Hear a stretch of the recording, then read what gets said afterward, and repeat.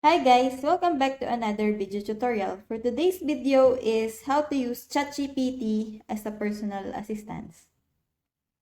ChatGPT can be used for personal assistance by providing helpful information, answering questions, and providing guidance on a wide range of topics. Here are some tips for using ChatGPT effectively. Be specific when asking questions or requesting assistance.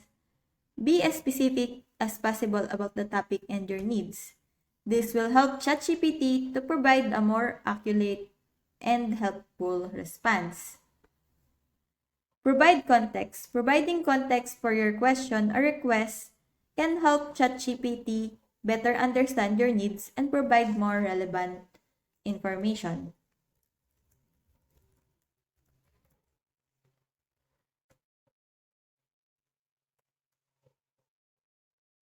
Ask follow-up questions. If you need more information or clarification, don't hesitate to ask follow-up questions. ChatGPT is designed to engage in conversational dialogue and can provide additional information as needed.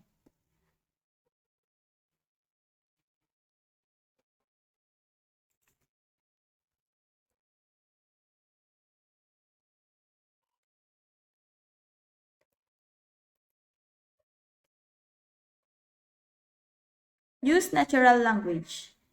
ChatGPT is designed to understand natural language. So you can ask questions and make requests in conversational manner, as if you were speaking to a real person.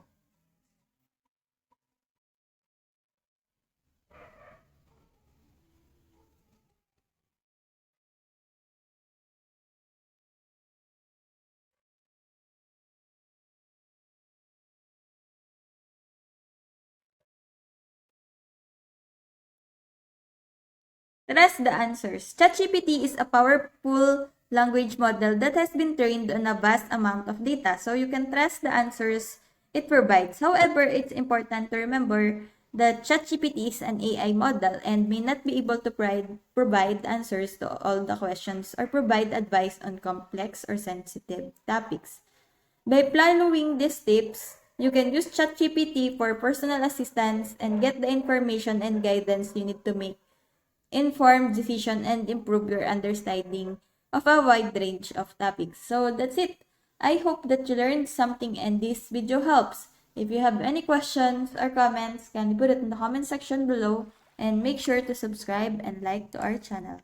Thanks!